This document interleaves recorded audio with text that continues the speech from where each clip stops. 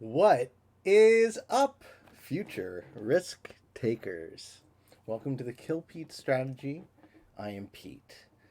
I have a daily show on YouTube with a focus on the game of Risk Global Domination. This game is cross platform on PC and mobile. And for today's episode, I'm going to show you how to use the app and all the little ins and outs, and then we will get into some basic strategy for how to play the game of Risk. We'll do a little bit of gameplay against AI, and then we'll move on to playing against real people. So that is the idea of this video. We're going to show you how to use the program so you can understand the available features, how everything works. So we'll start in the top left. We have infinite tokens. Because I have premium. Premium is something between $10 and $15, depending on where you're buying it from.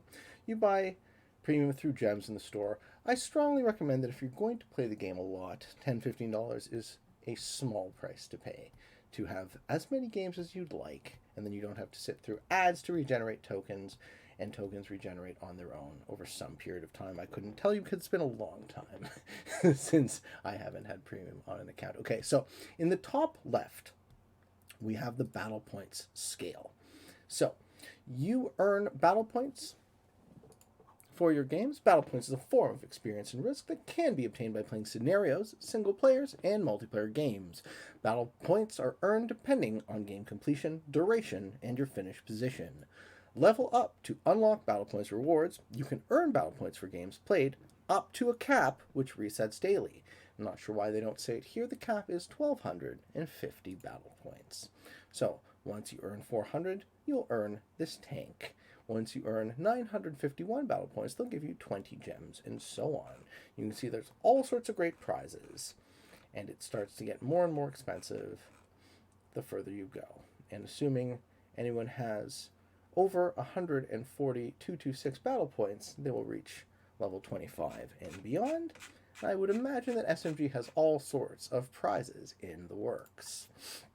Next, we move on to the quick game button. I'm sure you guys all know what that is. If you want a quick game, you can quit the game.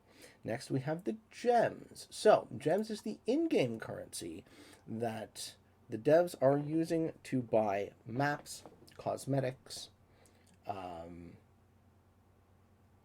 think that's it. Different frames, different avatars, and different map packs, and of course premium. You have to use the in-game currency to buy premium, and different amounts of gems are worth different. So you have a $4 for 250, $4.50 for $6.06.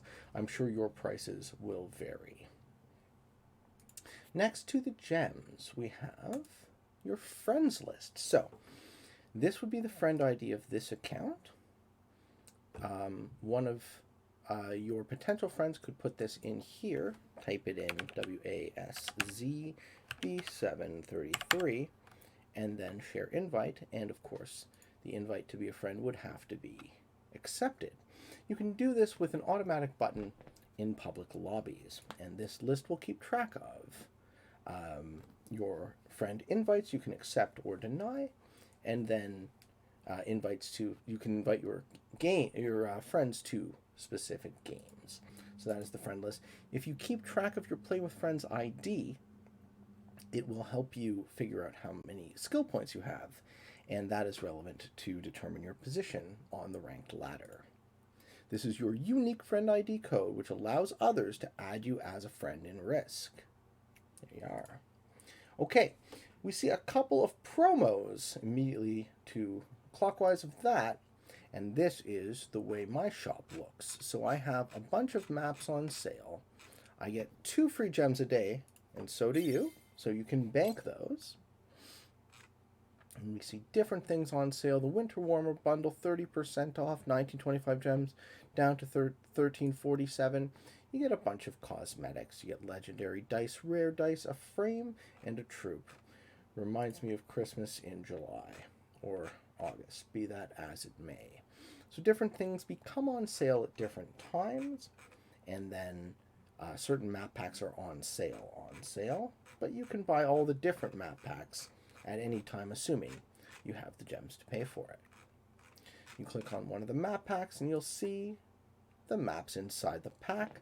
This one would be the Myths and Legends pack. It gives you 4 different options: the Younger Scrolls, Dracula's Castle, Jules Verne, Mysterious Island, and Lost Temple for 450 gems. A couple of my favorite map packs. I do love the sci-fi map. It has the 2 largest maps in the game, Command Base C1X at 100 territories, and Spaceport Sigma, personal favorite, at 96.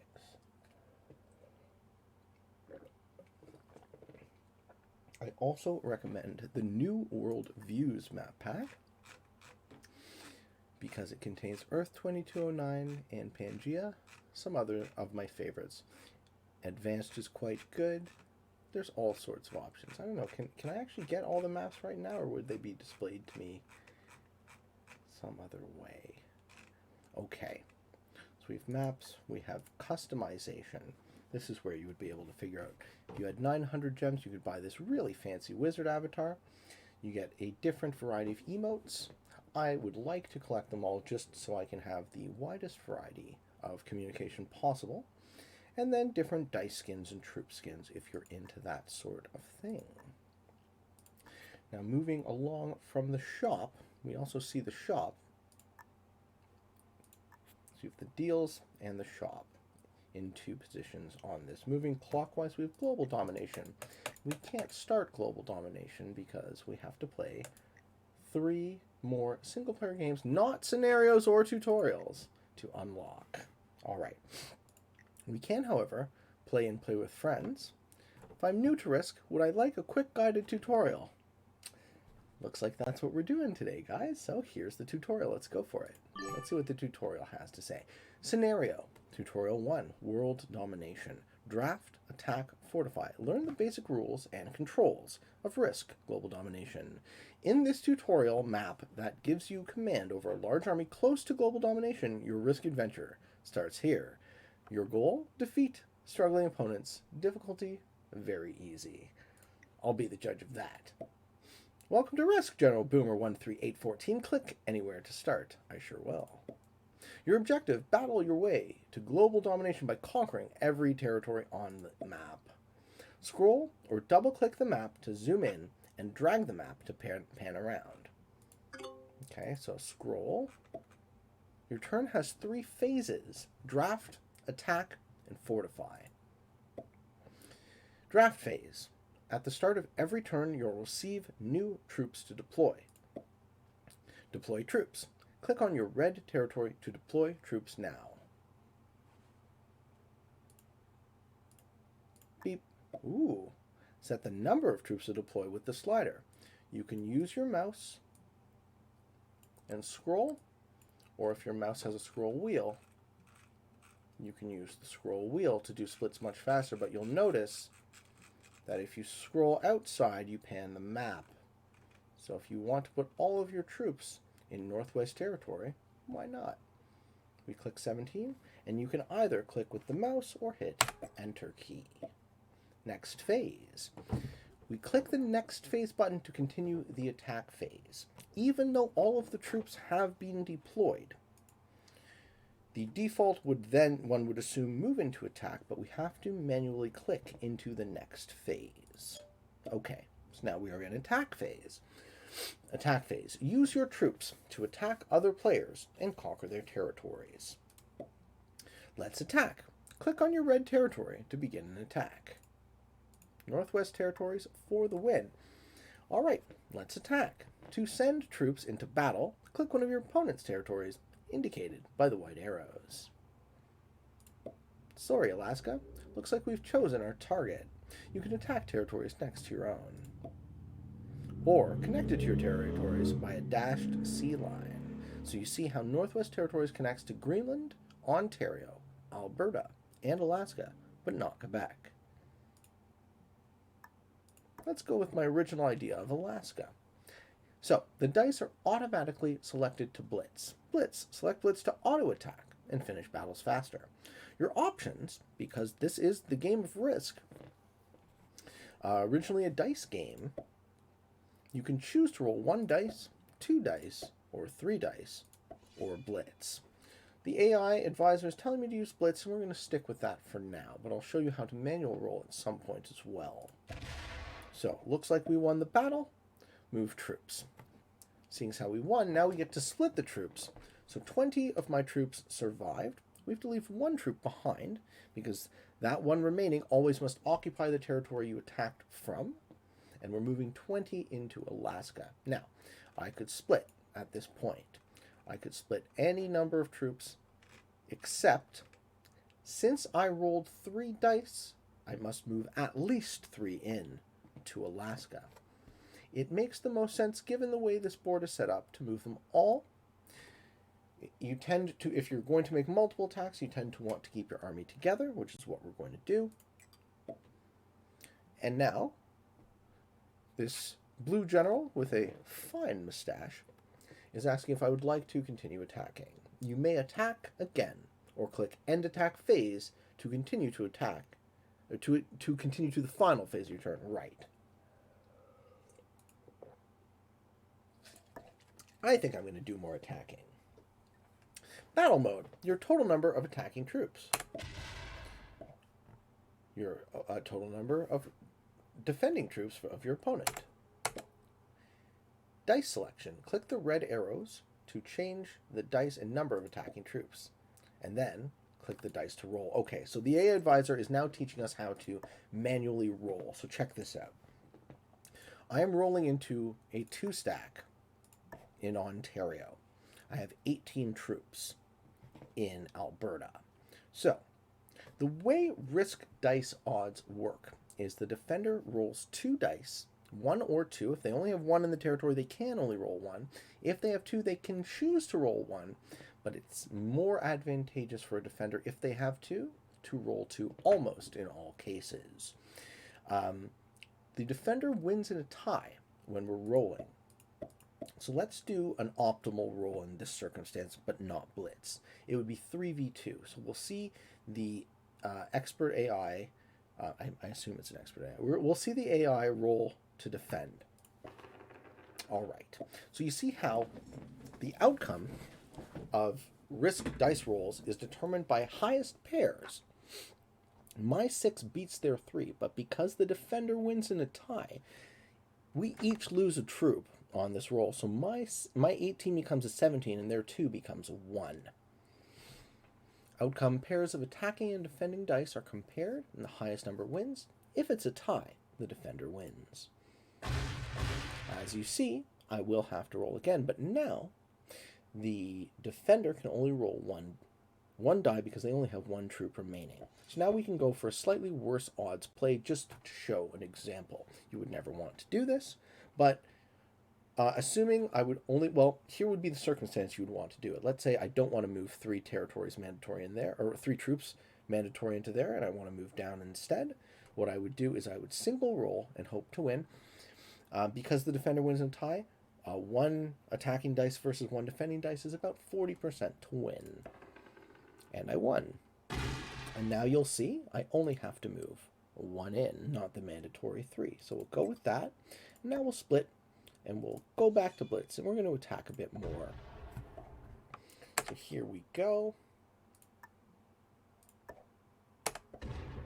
Looking good. Manual. The 3v2, because you see balance splits only gives you 28%. So we'll get a slightly better odds trying to manual that. We got 1 of the 2. But we didn't take her down. I'm going to do as much attacking as I can to try and finish the scenario in a single turn, but we'll see if we get lucky.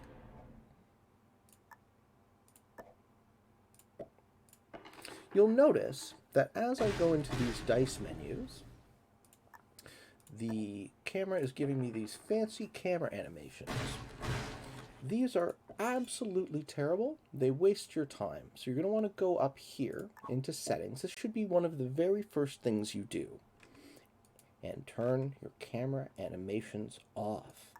The devs have decided to handicap newer player speed, and this will fix your game and allow you to attack much, much faster.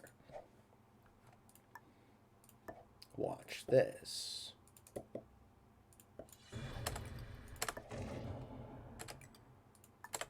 Isn't that nicer? We've captured North America.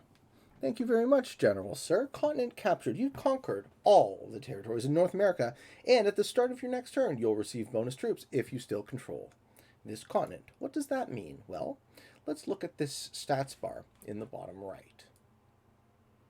Boop. If you click on this stats icon there, you'll see the continent bonuses for the map. For continents, for bonus troops, occupy all territories within a continent at the start of your turn. The bonus troop value of each continent is shown on the map. North America is worth +5, South America is worth +2, Europe is worth +5, Africa is +3, Asia is +7, and Australia is +2, if you can hold it. The other two things you're going to want to pay attention to on this stats bar is you can actually get stats for the players. I currently have 67 troops in 36 territories. Green has 7 troops remaining in 3 territories. And Magenta has 8 troops remaining in 3 territories. You can also toggle this on and off by using the S key, just like the continents is the C key on your keyboard. And the final thing is your territory cards. So I have 2 cards, Egypt and Japan territory cards. Your collected cards are shown here. For bonus troops, turn in sets of cards during the draft phase. Matching cards. Matching sets will automatically slide into position here. Click the cards to switch them. I currently don't have a match because I only have 2 cards. And because we're playing fixed, this shows us what the cards are worth. 3 infantry are worth 4. 3 cavalry are worth 6. 3 artillery are worth 8. And 1 of each is worth 10 when you trade them in. You only can trade cards in at the beginning of your turn, before you draft, and during your attack phase, when you've taken a player who was holding enough cards for you to be holding 5. You can never hold more than 5 if you are, it triggers a trade. The only time you can hold 5 is at the very end of your turn, and then you are forced to trade at the beginning of the next one. Seeing as how we're still in attack, let's see if we can do a little bit more damage before the turn is over. Blitz on 7v4 is 88%. I like those odds. Hey, looks good. Doesn't look like we're going to be able to kill either of our opponents, but we might get fairly close.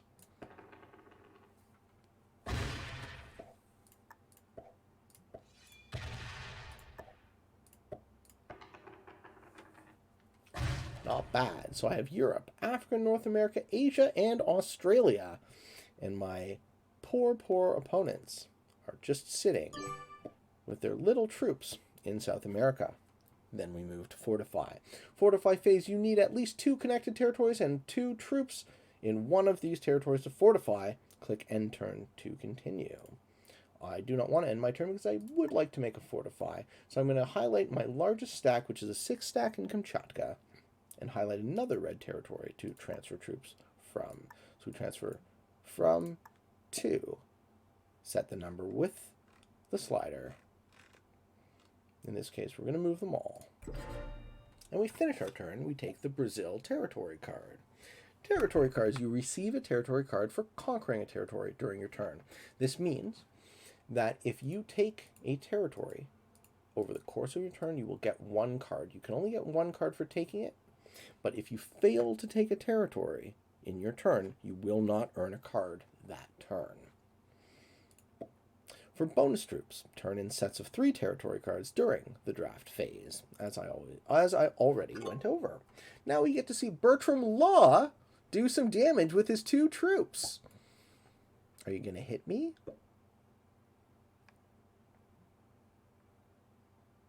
The bot rolls 5v3 and wins, and breaks my Africa. Let's see if Camille Kane has what it takes. Putting 6 troops in Argentina, make that 7. So we're going to hit 1, and then, all right. I'm going to start my turn with 31 troops. So, well done, General Boomer 13814. I see you're a natural tactician. Still need help? Click this icon at any time for more help. Good to know. we will get into that in just a moment. I would like to explain to you why I earned 31 troops. The way you calculate the reinforcement rule in Risk is you count the number of territories you have, divide by 3, round down. You can never get less than 3. I know that's complicated, so let me spell it out more. I have 38 territories. 35, sorry, my math is, I can't do multiplication very well. 33 would be 11. 36 would be 12. Okay, so 39 would be 13. So I got 12 territories for my 12 troops for my territory bonus. For having 36, right? 38 rounds down to 36. Rounds down to 12, right? Count the number of territories, 38, divide by 3, 12, round down, 12 with the remainder. And then I'm also going to get 5 plus 5 plus 7 plus 2, because I have 4 continents. I get 10 troops for Europe and North America, and 9 troops for Asia and Australia. So 10 plus 9 is 19, plus 12, 19 plus 12 is 31. And that's why we're starting with 31 troops. Okay, I've placed my troops, but also, as you can see, you can't see because I am blocking it. There we are. As you can see, I have a little exclamation point on my card menu, which tells me that I have a set. What do you know? I have the best possible set, all 3. So I have one infantry, 1 cavalry, and 1 artillery, giving me the best possible circumstance is having a set on 3 that is worth 10, worth the largest. Now, you'll notice that I own 2 of the 3. I own Egypt and Japan. So, would I like 2 extra troops on Egypt or 2 extra troops on Japan? You don't get both, so you have to determine which territory you would like to get that +2 on, and the way you toggle that is between which one is on the front of the menu. See that that +2 turns red and that +2 turns gray. I think I want the one on Egypt because my Egypt does connect to one of my opponents. And now you see I get +2 on Egypt and I still get a 10 trade. So I have an awful lot of troops. Now, before we go out of this game, we're just going to explore the menu a little bit. Here is the battle log. The battle log indicates a lot of good information.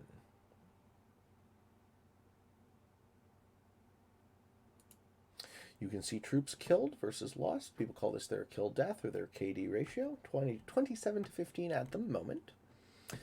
You get to see basically the results of every attack over the course of the game. These are all the attacks I made on my first turn. And these were the attacks that the AIs made on their turns, right? The last one was Camille Kane attacking Bertram Law from Argentina into Peru, starting with 2, losing 0. You see the game ID. This is a unique code determining the specific game. You see the player. You see the round.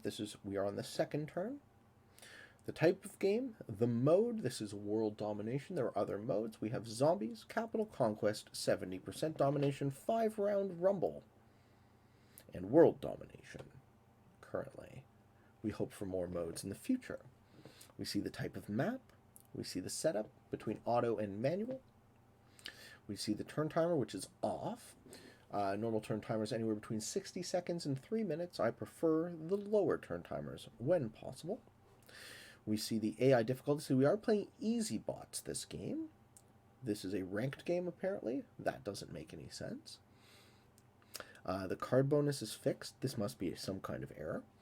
The dice rolls are balance splits, so there's 2 dice options in the game, either balance splits or true random. True random obviously simulating just rolling dice, like the origins of the game, and balance splits is an algorithm that will skew the top 15% of the distribution to 100%, and the bottom 15% of the distribution to 0, and then anything on either side of the 50 in your favor or against your favor, depending on the odds. So if you have the time and the odds are anything less than 50%, you will get a better probability manual rolling, switching back to true random. And the same is true if you're playing balance blitz and you have a blitz on, you have anything over 50%, you are more likely to get a better outcome blitzing if you're over 50% probability. We see there's no ranked players in this game. Alliance mode is on, which is interesting, and fog and blizzards are off. We'll talk about alliances, fog, and blizzards in a minute, and even though alliances are on, I can't make alliances with bots. All right, here's the help icon. The help icon gives you a bunch of information depending on where we're at.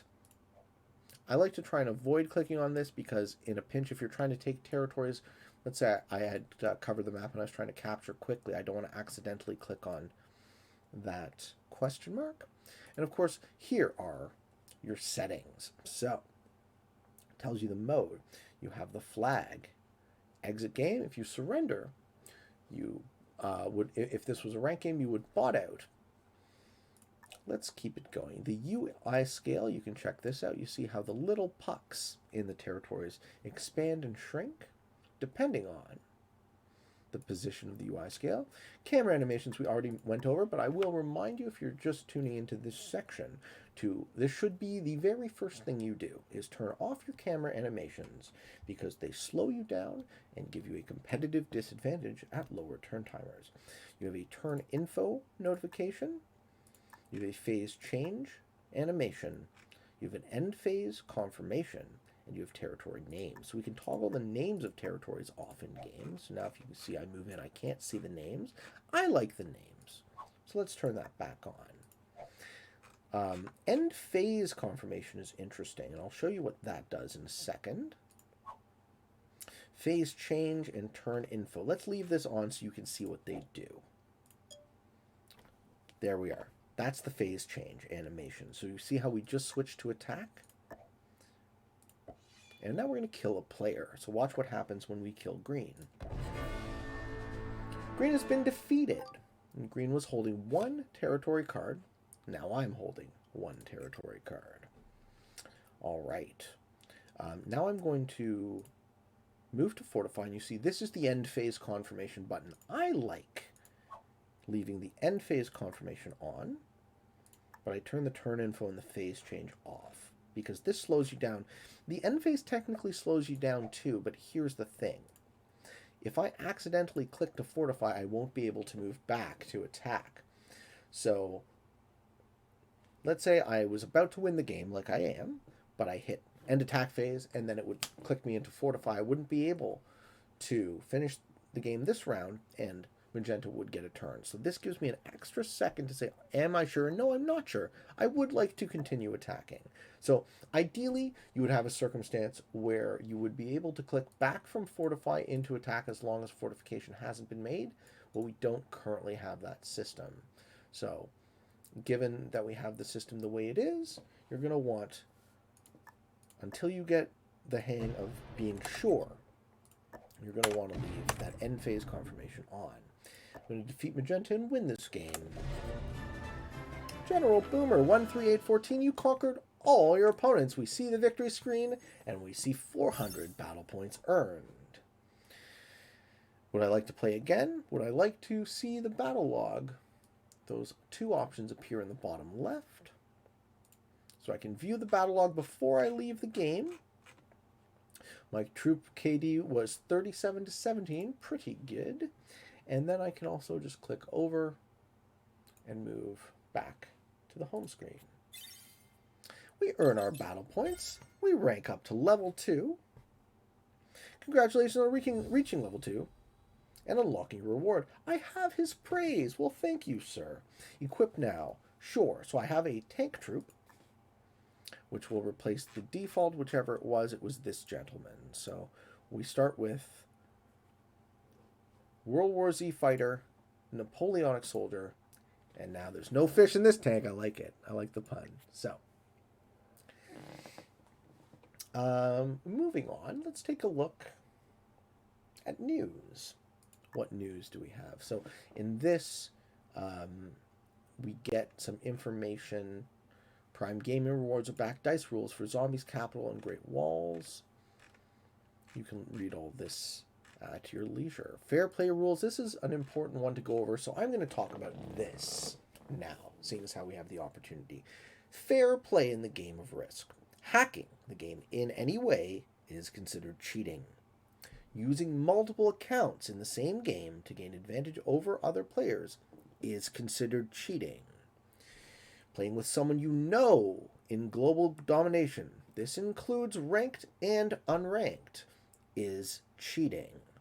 Abusing a bug or glitch or knowingly encouraging abuse of these is cheating.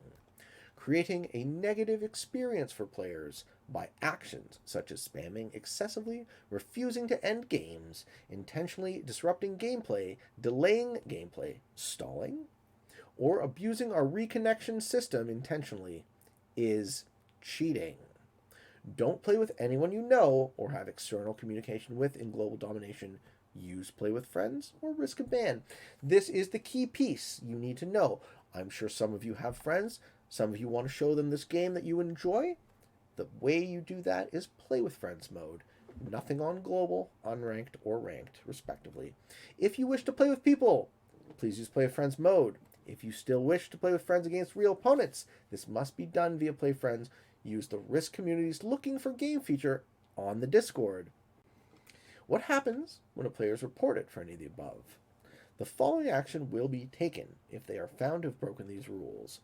If the player was found hacking, they will be banned from Risk entirely. Although we try to warn new players who might not be aware of the rules, such a warning is not guaranteed. You might be banned by automatic or semi-automatic systems before receiving such warning. Should a player be banned, their leaderboard position and rank points are completely removed. All games they have participated in for the current season will have their game results reordered so that they are placed last. All of their opponents will see this minor bonus. Thank you guys for following fair play rules. It is essential for a fair and fun game for all, that we are all playing the same game using the same rules. I think you guys can appreciate that. Just a final note on cheating. I once read something at a card game store that I thought was really interesting. It said, there are two types of players, those who cheat and those who don't. And as you're reading this sign, you know which one you are. We will catch you. SMG will catch you. The appeal to someone who cheats and doesn't get caught, I will say this to you. I would like all of my wins to be my own. And my losses, I learn something from every defeat. In order to call yourself the best player, unfortunately, you have to be the best. Now let's move on to the leaderboard icon. Look who it is. We have some really talented people at the top of this leaderboard. Take a look at rank number 1, Zeraki. This is Zeraki's account, ranked number 1 as a Grand Master. Zeraki has put 876 hours onto this account, won 4,159 games and lost 491. That is a 90% win rate. And you can see a bunch of crazy statistics. He is a very talented player. And no slouch, player number 2, Major. Flying the flag for the United States, ranked number 2 on the world leaderboard, Zeraki and Major have been switching spots every month, letting each other hold the top spot. I think that is a show of good sportsmanship. 123 hours on this account. Major has only lost 12 games. So a new player intuition, looking upon the leaderboard being, wow, how is this even possible? So up until recently, we were able to see stats of our opponents in lobbies. And we were able to set up 1v1 games and picking and choosing opponents that looked the weakest possible, such that you could go on ridiculously long win streaks and almost never lose. A friend of mine, Phil Huxley Cheese 34, let's shout out Risky Phil on YouTube and Twitch. Phil is a brilliant man. I love his work, and I highly recommend, if you're interested in risk strategy, to go check him out. Very happy to see him sitting one game above me on the leaderboard. Ranked number 3, 429 hours on this account, 1641 wins, and only 104 losses.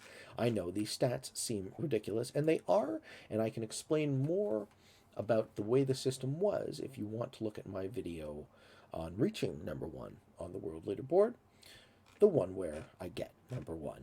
That is the title. It's a bit of a pun. 158 hours on this account, 1353 wins, and 29 losses. Okay. So we'll move back from the leaderboard. I'm sure you're interested in seeing where you stack up. The current ranking system strongly advantages 1v1s to the detriment of free-for-all. We hope and pray for a fixed, fair ranking system that reflects what player intuition about what a good Risk player's rank should look like. Any day now, it could come, and I will hold my breath. On the bottom, if you click on Join the Community, if you want to become a part of our community, click on the Discord button, external link, and the Discord will pop up. Oh, look at this. We have the Discord. This is Risk Discord. Something is always going on. People are chatting in general. We have games being played and looking for game. This is where you would want to fire one. You would see a game code there. You'd ping at looking for game. And let's see. The last one was a couple of minutes ago, so I don't think this one would still be up. But the way you would use looking for game is either you'd host one and ping looking for game and set up that code, or you'd copy a code and then put it in your Play with Friends, like here. Enter game ID, put that code in, and we'll see the game probably has already fired, but yeah. Invalid or already full, but assuming a game code was open, you could join an open game. All right, moving along, we have the bottom. Just trying to get out of everyone's way. The help icon on the main screen. This is your help support center. If you have support issues, you reach out to them directly. How to play will give you a sense of the rules, FAQs, all of this on different websites in terms of use. Okay. Settings. Here are your settings for the app in general. Your account settings. If you want to update your account details, you want to restore purchases, you want to log out, or you want to delete this account, you go into account details. Your language, sound, and notifications. I like keeping the Risk music off, but it is very military style, isn't it? We'll leave it on for a bit. Okay. We can change our languages. We can receive game invitations or not. We can receive friend requests from either all players, similar rank only, or off. We can go into our profile. You know what? That's about as much of that music as I can stand. We can go into our profile. So there's two ways to go into your profile, either through the settings menu or click on your profile. We're going to stay in our settings menu for a minute, and then we'll do the profile last. We go to gameplay. Here are your gameplay settings. So streamer mode will turn your name to anonymous. AI advisor will give you some advice. There is a debate on the style and quality of that device. You can take it with a grain of salt is how I would put it.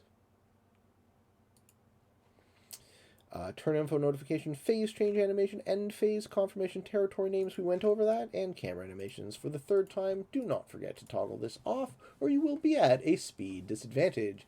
Find local games, I would leave that one on. UI scale is the size of the puck. Here's something interesting, colorblind mode. So I'm going to turn colorblind mode on, and I'm going to turn the intensity all the way down. So I'm going to get the same colors as I got before, but now I'm going to see different shaped pucks for each colored player, which, as someone who makes video game television on this subject, is helpful for colorblind folks to see who's who. Screen resolution and screen type are your final gameplay options. Help and support is another way. We can report a bug, visit the help center, see the credits, and we can reach out to SMG Studio on Facebook and Twitter. Okay, let's go into the avatar for General Boomer 13814. Somehow, without playing a game, I already have a position on the leaderboard. I'm ranked as a novice, 405,242. I've won one scenario game, defeating 37 troops and losing 17. And we see the results of the dice rolls that will eventually scale to 16% apiece, because that is 1/6. Okay. We can click on this and we'll get the leaderboard again like you saw. There's the old Peatman hanging out. We can click on the settings for the profile. And now we have the option, because this is a brand new account, to change our risk name. So I'm going to change it to something fun. Let's see until we get something that I like. Calhoun Taniguchi, Calhoun Finders, Villa Hironeka. I'm going to wait for something fun. Might take a minute. Sylvia Longbeard I kind of like.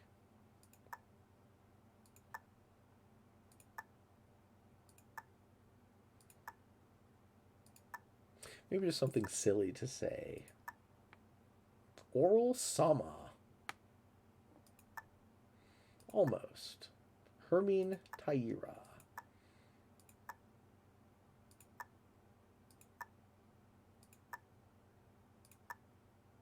I do love the auto-generated risk names. Yep, we found it. Pleasant Asa. Confirm change. So they're not going to let you change your name a bunch. So you better like Pleasant Asa, and we're sticking with it. Warning, this will permanently change your name, your risk name from General Boomer to Pleasant Asa. This change is permanent and irreversible. Do you wish to proceed? You damn right I do.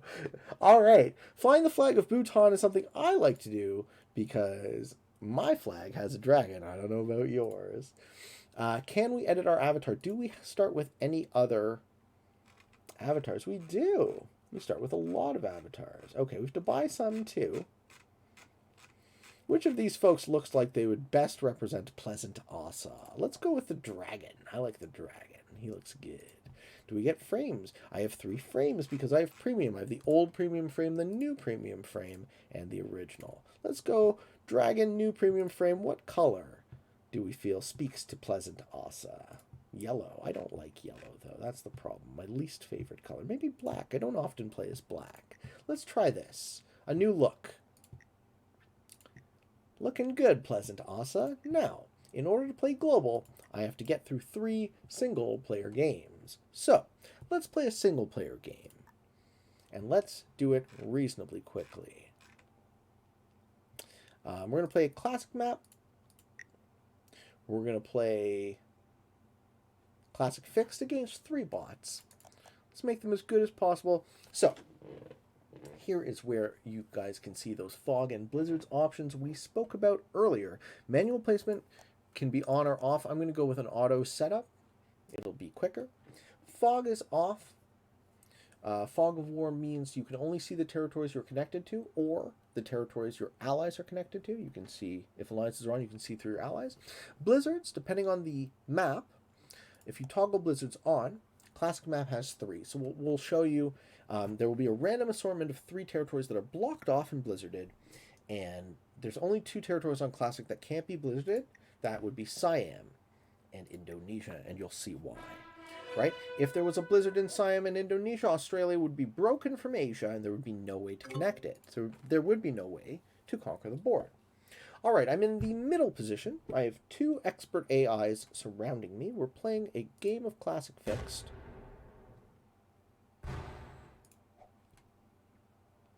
So I need to establish a position. Looks like I have a reasonably good South America play. Let's start with that. Put all my troops in South America. And I'm going to also make that additional attack to connect those 2 3s together.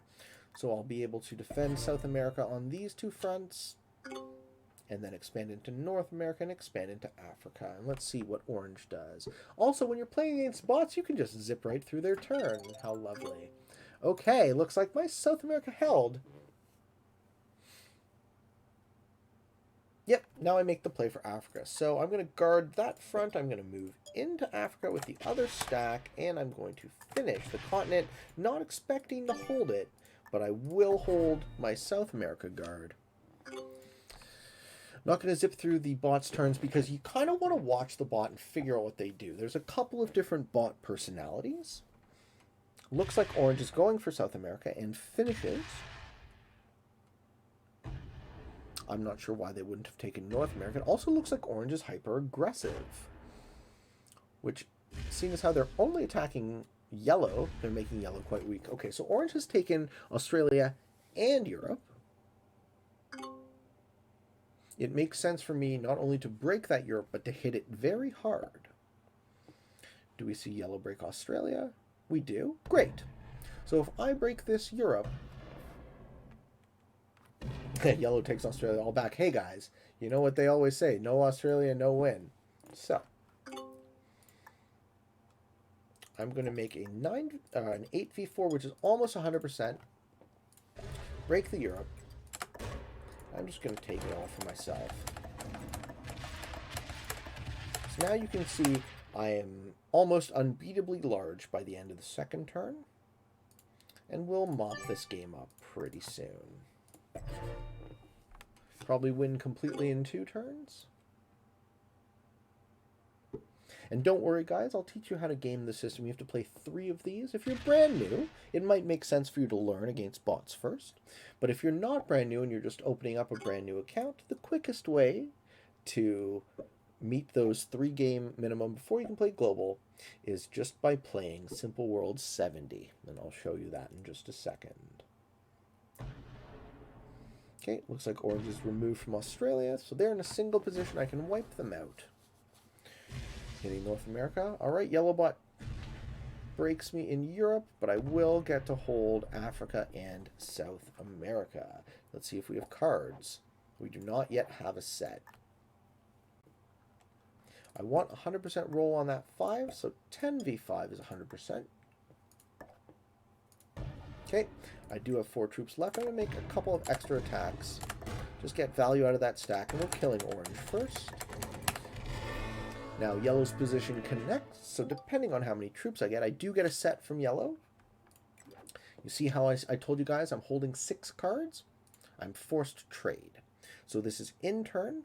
I own all 3 of them. I'm looking for something that might benefit my large army.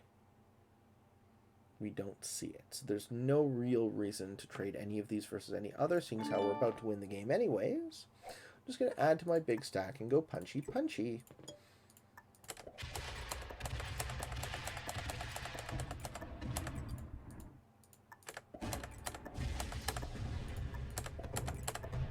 All right.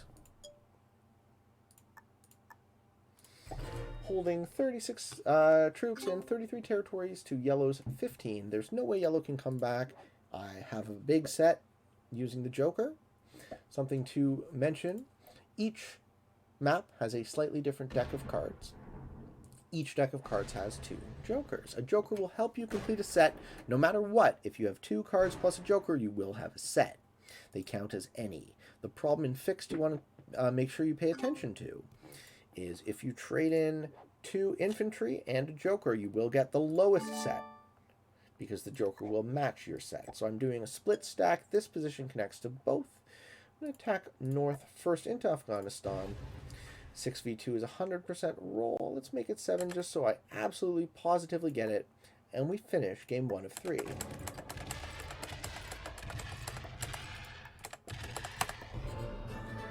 Pleasant, Asa, you conquered all your opponents, earning 290 battle points. Let's see if we go up to level 3. We do not. Okay, so let's finish those other single players real quick. We're going to go Simple World. We're going to go 70% Domination. We're going to make it a 1v1 if I can.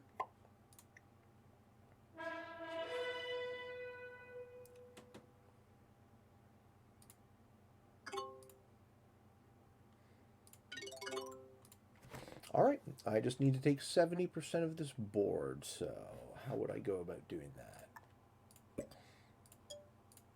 Simple World is great because it's teeny tiny.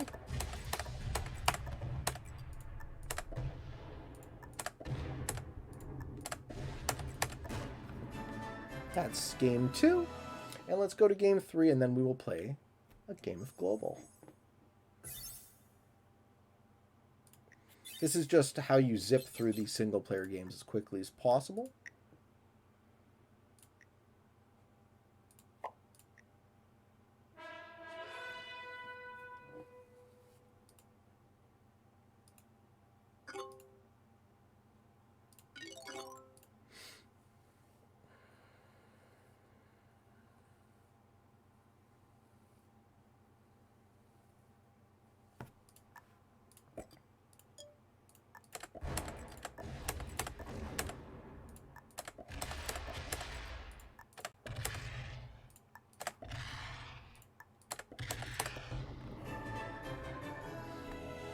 So now Global should be unlocked.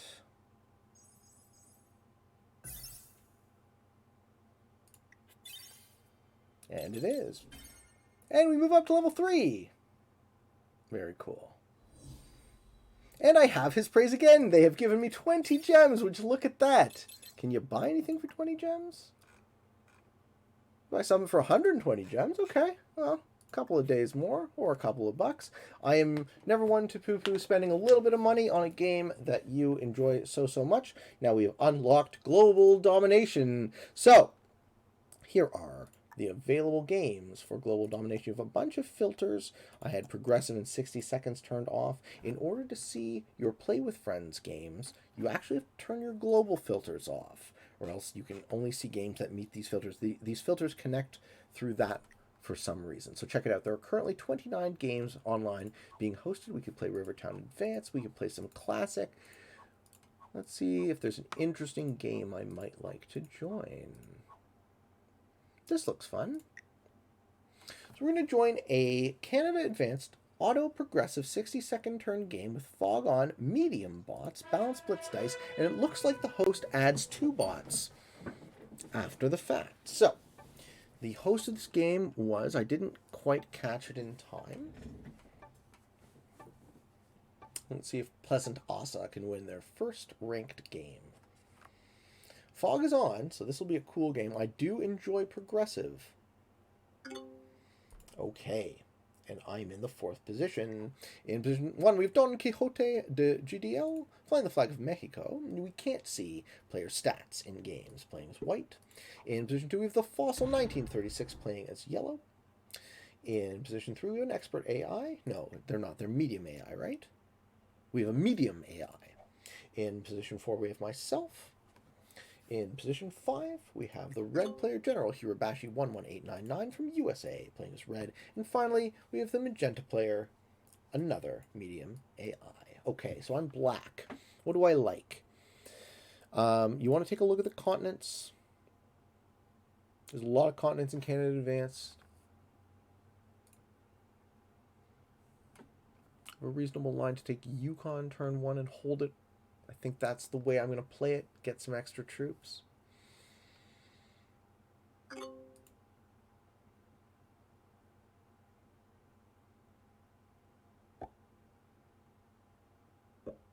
Purple bot wants Alberta.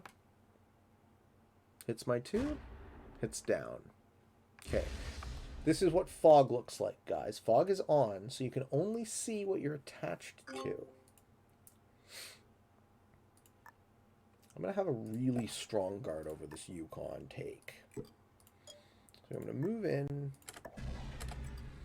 and I'm going to have a 6 and a 4, and I can pull that 2 in. Yeah, that looks like a super strong position. I'll be able to expand out from it and take Alaska next turn. And then I will have the potential to snowball from the left-hand side of the board. Let's see if anyone's faster than me. Because this is a pretty juicy start. I have a lot of material concentrated, not quite at the end of the map, but I like being on a corner on a big map like this.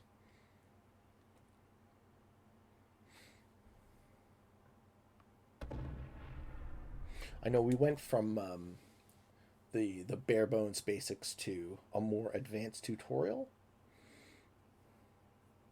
but this is the time I want to show you the range of possibility of this game, right? It's not all fixed classic map anymore. Risk has gotten a lot more advanced, a lot more fun and interesting. I think SMG has created by far the best Risk client I've ever seen. You know, enough to keep me compelled for years and make me want to become one of the best players at it. So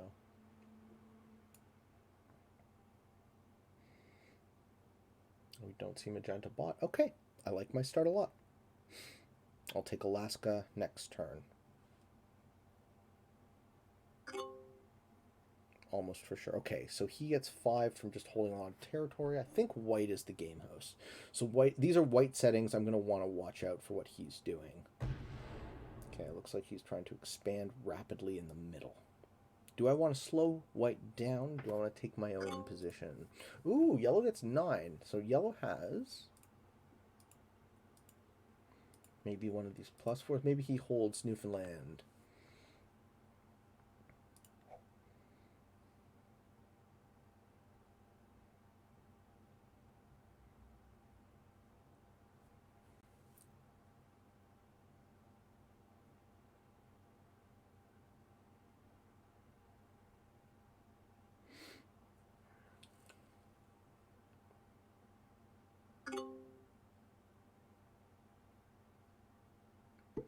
Purple bot is in Alberta still.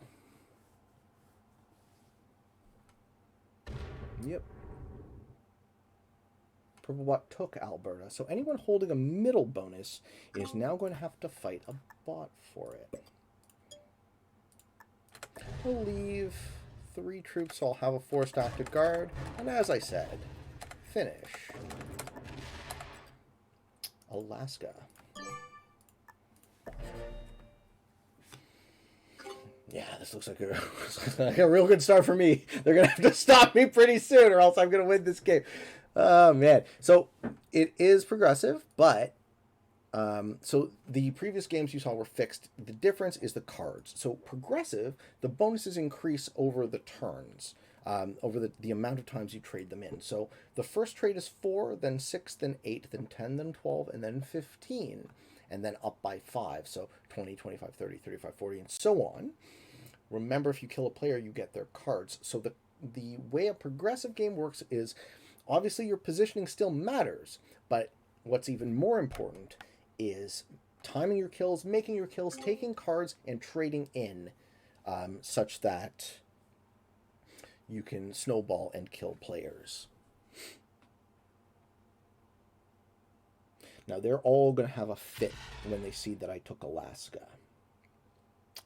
Because now I get +3 and +4, so it'll be an extra +7 troops. White's going to try and remove me from Greenland and fail that 2v1. No, they won the 2v1. Okay, white has a lot of material. Also, if you want to help to see through fog a bit, you do get to see what they start at. So he only started with 5 troops, so white I'm not terribly scared of yet. Because it doesn't look like he has Greenland. I'm expanding a lot faster. A lot faster. Okay, yellow started with 9 troops, so they're holding Manitoba, which is my guess. Okay, so yellow's here, but purple bot's pushing into them that way. Yellow's trying to take a second bonus in Ontario. I don't know where red is. Okay, purple held Alberta, so now I would imagine they're moving into Saskatchewan. No, they want some of BC. I'm going to have to hit them. I'm going to fight a bot now. Better now than later, I think. Oh, it goes favorably. Cool. Yeah.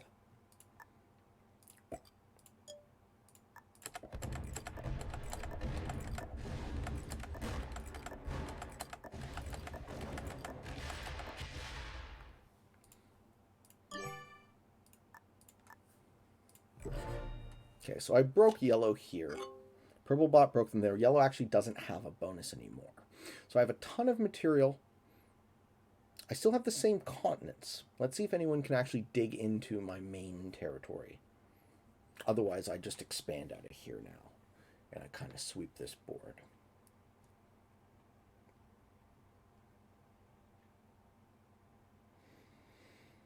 We don't see red doing much. Red might have disconnected.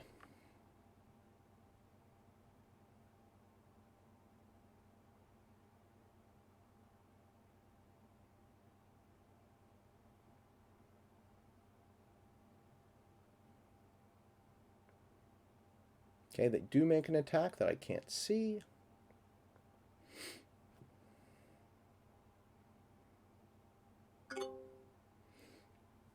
Magenta puts in 4.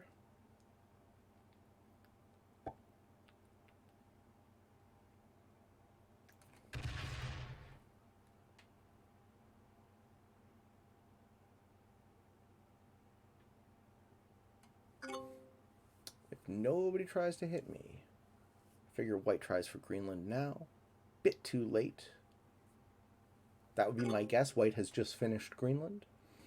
Yellow would be my most likely player to hit me. I think yellow tries to reconstitute and guard.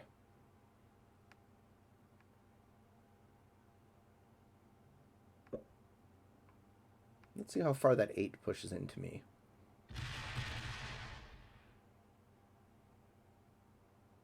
Nope, reconstitute and guard. Very nice.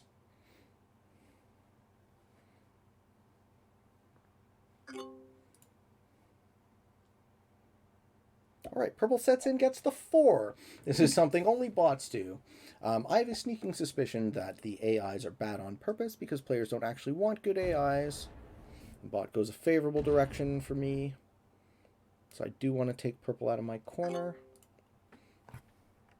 But also I want to make sure that yellow doesn't really ever have a chance again. So let's eviscerate their middle position.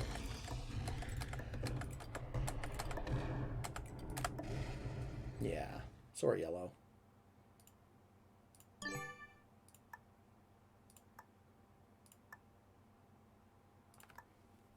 I don't expect to hold Saskatchewan or Manitoba, but I needed to slow down anyone who had a chance. Okay, red setting and getting the 6. That is a desperation play. Someone's going to have to stop me. The problem is I have so much material that even if they break my bonuses, I'll still get 10 troops just for holding territory. And as they make the sets larger, I don't trade them in.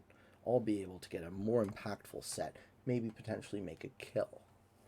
This game is almost unlosable for me at this point. Because nobody else established themselves. White is going to have an okay position. White's going to get a +6 up in the corner. +5. Okay, so let's see if white comes down and tries to slow me down, because I can pick them off from their exteriors, and then they're stuck in a single position while I own half the board. Looks like yellow. It looks like red punched white because I didn't see any of those attacks. I think this game is over.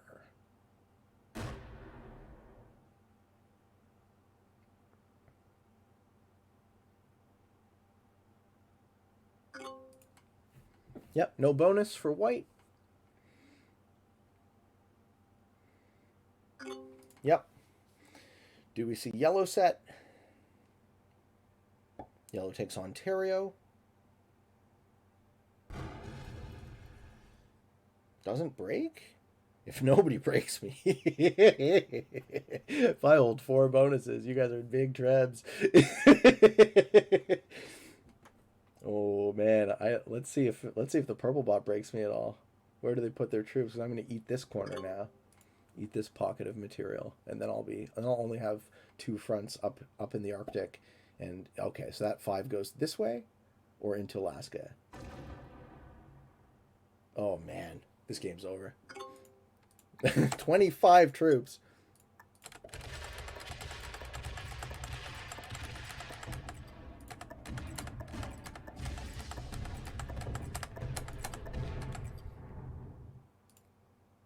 So I just attacked to attrition because there's no reason not to spread at this early stage in the game. I want to hold a bunch of territory, and I want my opponent's card trades to stay low.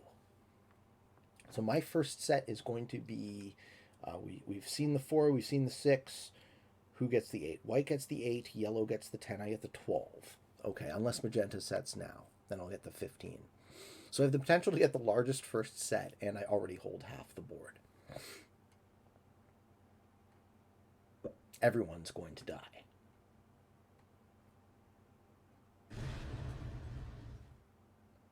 So on the 6th turn, we see the forced trades, right? As I told you guys earlier, if you're holding 5 at the beginning of your turn, you're forced to trade your set.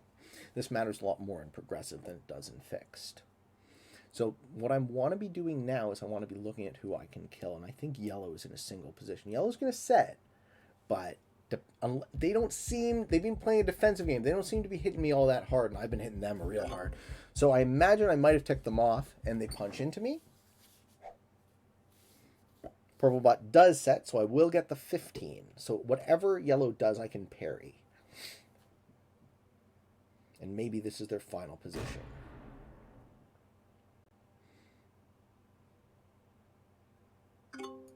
Okay.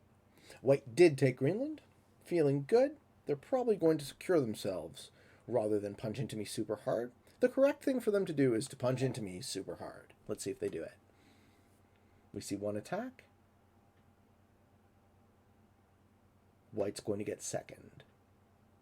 You can see the dice in the bottom here. That's the number of attacks through fog. You can actually see that. All right. Yellow's going to set at the 12.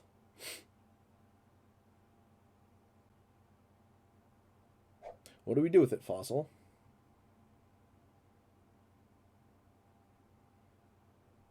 Also, purple's super weak. I don't know what's on the part of the map I can't see.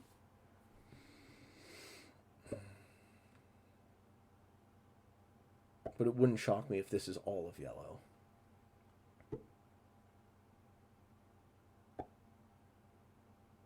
So we'll play to that expectation. I think red is here, white is here, yellow is here, and the bots are a bit spread. I don't need to kill the bots first. Bots actually don't count for rank points. That is bots that started as bots. Yellow's not breaking me. Okay. Watch how many troops I get now.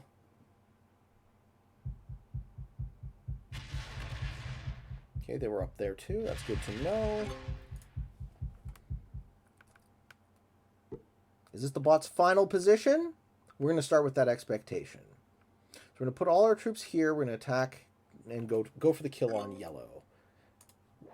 Leading in with the kill on the bot. Let's see if we can get yellow. So 6v2 is 100% roll. I think this is it for the bot. No, there's more bot. Where's purple? If we see purple, we kill him. We kill him. Forced trade. Now I get the 20. Watch this turn, guys.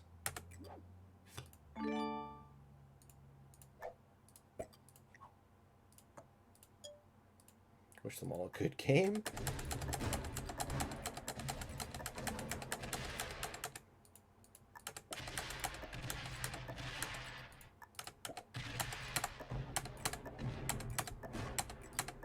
Let's see if I can find that last little bit of yellow. I can't. Too bad. So I fed yellow. I fed the kill on yellow, but I hold so much of the board.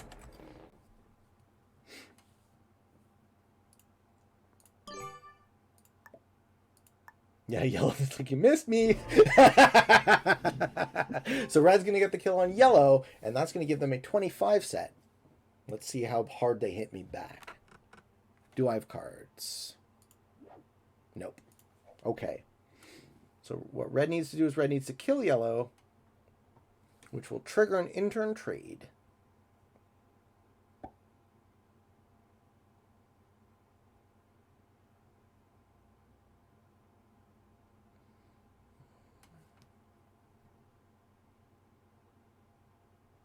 Instead, they're going to manual my stack? That is not the correct play.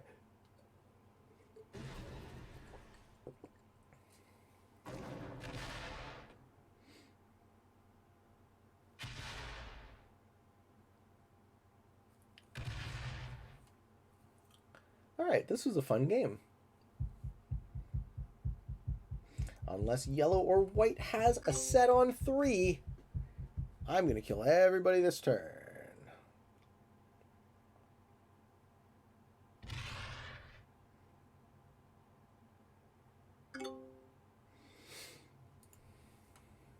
Okay, white gets the 25. And they get the kill on yellow, but that doesn't trigger an in-turn trade. So now what white needs to do is white needs to hit me as hard as they possibly can. see if they do. Or are they hunting for the kill? They're gonna kill red! Oh, look at the sweep! Look at the sweep for white. This is gonna be a good turn. I'm actually gonna have an okay 1v1 with white. Let's see if they kill magenta. White sets in, gets the 30. Does he find all of magenta? I think he does. Ah, good settings. This is the trick. This is the trick. Okay, he doesn't find the rest of magenta. I get to kill magenta and catch back up.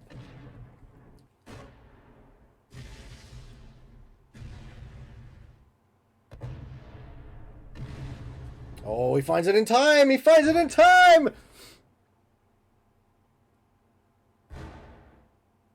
Yes, he does find it in time. Ooh, it's going to be a close finish. I might not win this game.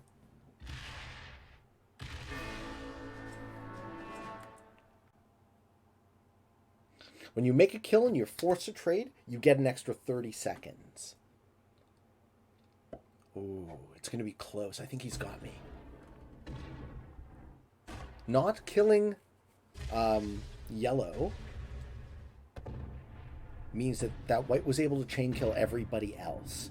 So an important thing to remember that I misevaluated with these settings is that if you squeeze all of the players in progressive into one side of the board at the right moment, a player can chain kill and get very large. So I get no bonus. I only get 8 troops. I have to break a ton of this guy's material. Okay, I think I can break all his bonuses.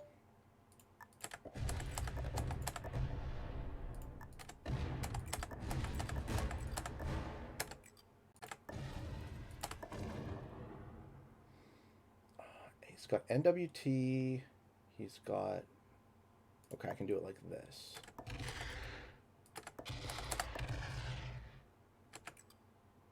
Cut across Baffin Island to break Northwest Territories. Yeah, okay, we did it. We broke all the continent bonuses. So what you want to do in a 1v1 is you want to make sure that your opponent has no continents. Also, you see how I need to toggle the dice back to blitz manually? That is a thing in this game.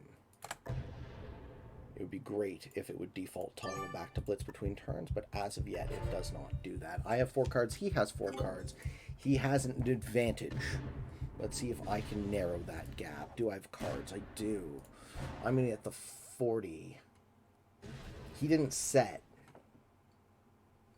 I'm faster than him. I might be able to leverage my speed advantage, but he's going to hold a ton of the board. I think I lose this game, because he's going to set after me and take it back.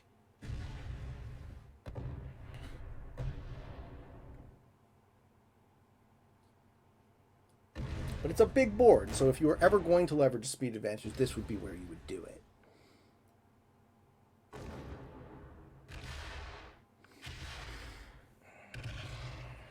No, I think I lose. I think I don't have enough material.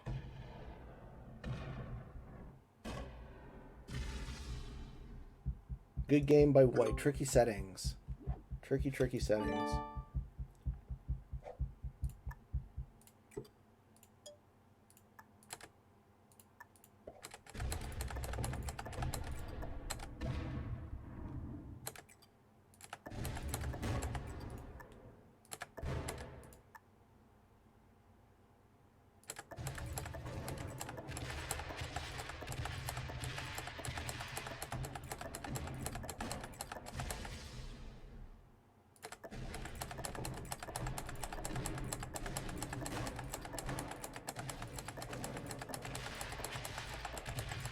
So he's going to have 5 cards. He's just going to take this all back.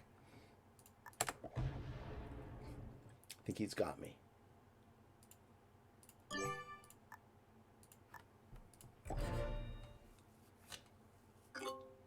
Yeah, 14 troops. 14 troops without holding a bonus. Sets in. Gets 45. I'm at least 2 turns away from a set. That's game.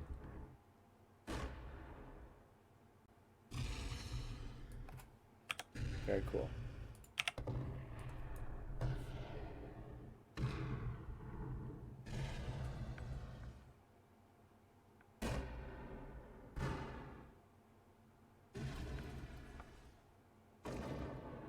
Even with him moving reasonably slowly, he's able to take enough of the board so that I can't recover.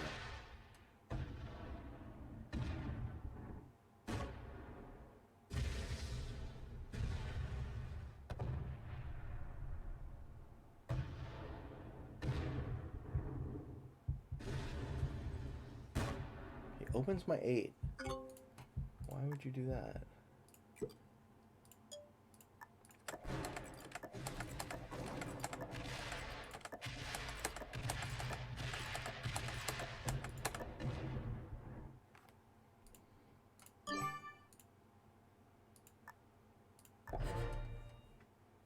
Lucky set? Well, still have cards. I don't think I win this grind, though. I'm going to keep fighting. I'm going to keep fighting for the people.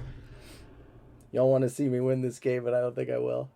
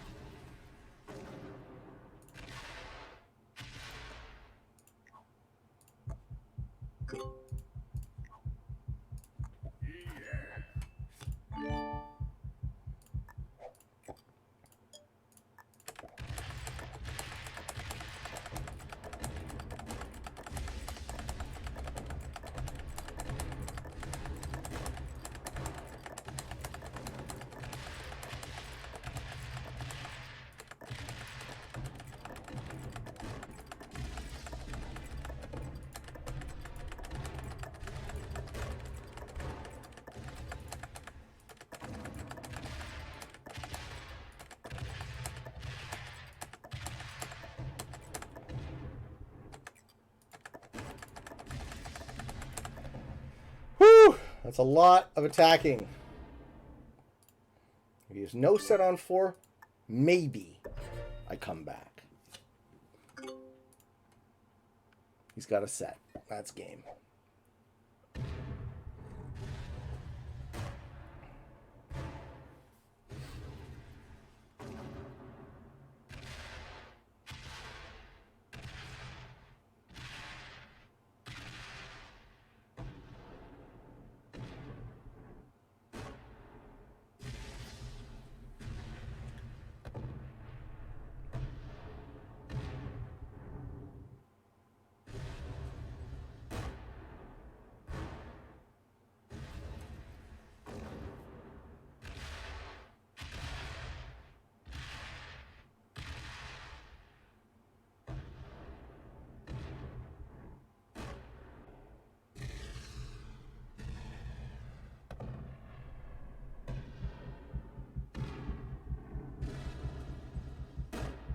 Yep.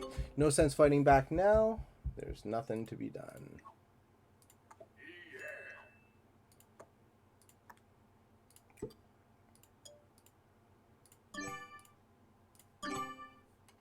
Hey, 69 troops. Makes an unnecessary split. And finishes me off. Without the courtesy of a good game. Ladies and gentlemen, I hope you enjoyed the tutorial. I hope you come to love Risk as much as I do. We do get the good game. There we are. Yeah.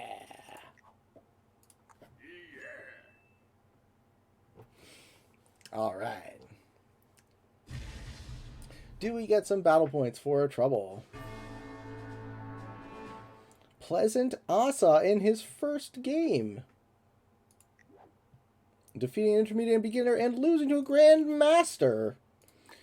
We move from 450 to 319,000 on the world leaderboard. Currently ranked level 3 in battle points. What else can I show you guys? I hope you enjoyed. I hope you found some of this fun and entertaining, maybe even educational and informative. If you are interested in getting better at the game of Risk, I invite you to subscribe to my channel and come along the ride with me. I have a daily release on YouTube. I do Fixed Friday every Friday, where I play Classic Fixed. I do the Waiting on Your Best Behavior podcast, where I interview top players while we play their settings, get to know them better. I stream on Twitch as often as I can. I'm trying to do about 2 hours a day in lieu of a regular schedule. And if you would like to support me on Patreon, I would be most grateful. Donations are never required and always welcome. Ladies and gentlemen, until next time, for all of you on the path to world domination, good games and good luck.